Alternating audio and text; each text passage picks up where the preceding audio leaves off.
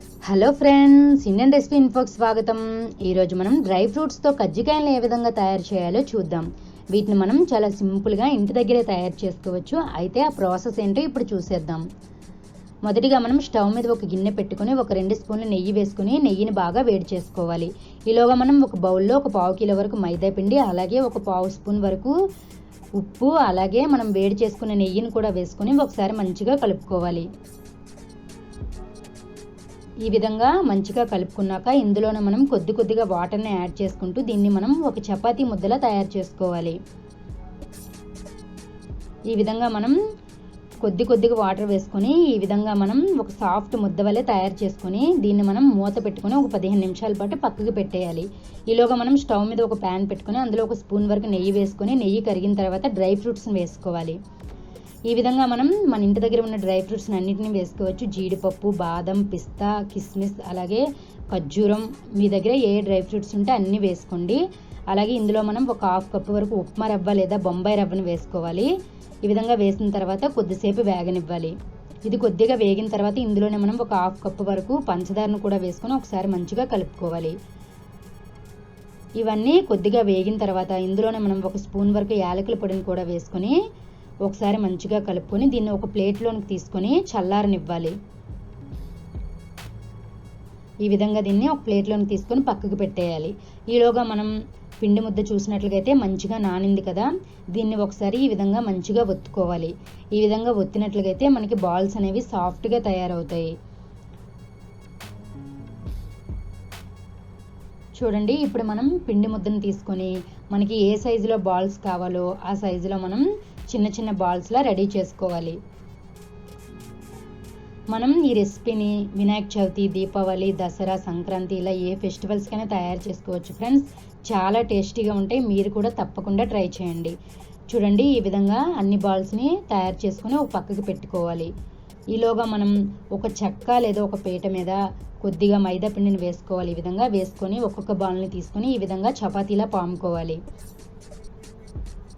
మనం ఎంత పలుచుగా పామినట్లుగా అయితే మనకి ఈ కజ్జికాయలు అనేవి అంత క్రిస్పీగా తయారవుతాయి. దలసరగా పామినట్లుగా అయితే అంత క్రిస్పీగా ఉండవు. చూడండి, ఈ విధంగా మనం కరెక్ట్ షేప్లో ఏం పామాల్సిన అవసరం లేదు. ఎందుకంటే మనం ఆ మోల్డ్లో పెట్టడానికి ఏ సైజులో కావాలో ఆ సైజులో మనం చపాతీలా పాముకుంటే సరిపోతుంది. మనకి ఈ సైజు అయితే మన మోల్డ్కి కరెక్టే సరిపోతుంది. చూడండి, ఈ విధంగా మనం ఈ చపాతీని ఈ విధంగా మనం ఇందులో వేసుకొని మనము ఒక షేప్ క్రియేట్ చేసుకోవాలి. ఎందుకంటే మధ్యలో మనం డ్రై ఫ్రూట్ మిక్స్ని వేసుకోవాలి కదా. చూడండి, ఈ మధ్యలో మనం వేసుకోవచ్చు. ఇప్పుడు మనం ఇందులో ఒక 2 స్పూన్ల వరకు ఈ డ్రై ఫ్రూట్స్ మిక్స్ని వేసుకోవాలి. ఈ విధంగా వేసిన తర్వాత ఈ అంచులు వెంబడి ఈ విధంగా తడి పెట్టుకోవాలి. లేకుంటే మనకి ఈ స్టఫింగ్ అనేది నూనెలో వేయించేటప్పుడు బయటికి వచ్చేస్తుంది, కాబట్టి నూనె అంతా ఖరాబ్ అవుతుంది. కాబట్టి ఈ విధంగా మనం వేసిన తర్వాత 2 వైపులా ఈ విధంగా మోల్డ్ని పట్టుకొని గట్టిగా ఒత్తినట్లుగా అయితే ఈ ఎక్స్ట్రా ఉన్న ఎక్సెస్ని ఈ విధంగా చాకు లేదా ఒక స్పూన్తో కట్ చేసుకోవాలి. ఇప్పుడు మనకి కజ్జికాయ అనేది రెడీ అయింది కదా. ఈ విధంగా రెడీ అయిన తర్వాత దీన్ని ఒక పీట మీద వేసుకొని ఈ విధంగా 2 చివర్లు కూడా కట్ చేసుకోవాలి. ఎందుకంటే మనకి షేప్ అనేది బాగుంటుంది ఈ విధంగా కట్ చేసినట్లుగా అయితే. చూడండి, ఈ విధంగా తయారు చేశాక ఒక ప్లేట్లోకి పెట్టుకోవాలి. ఈ విధంగా అన్నిటినీ రెడీ చేసుకోవాలి. ఈలోగా మనం స్టవ్ మీద ఒక ప్యాన్ పెట్టుకొని అందులో కొద్దిగా నూనె వేసుకొని నూనె బాగా వేడెక్కనివ్వాలి.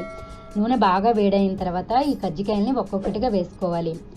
ఈ విధంగా ఈ కజ్జికాయలు అన్నింటినీ వేసిన తర్వాత నూనె మీడియం ఫ్లేమ్లో పెట్టుకోవాలి.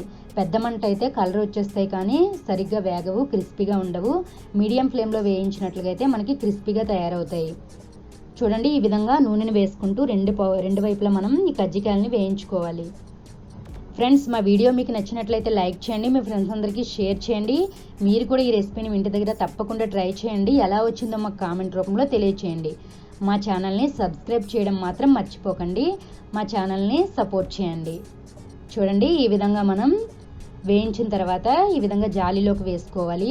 మనం ఈ కలర్ వచ్చిన తర్వాత తీసేస్తే సరిపోతుంది. ఎందుకంటే ఇవి బయటికి తీసిన తర్వాత మరికొద్దిగా కలర్ వస్తాయి. చూడండి, ఈ విధంగా అన్నింటినీ తీసి ఈ విధంగా జాలీలో వేసుకొని నూనెను మంచిగా వడగట్టుకోవాలి.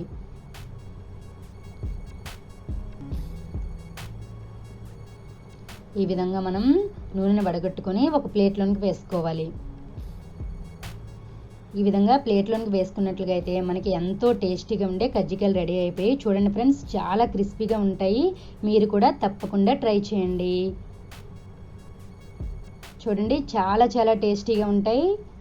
మా వీడియో చూసినందుకు చాలా చాలా థ్యాంక్స్.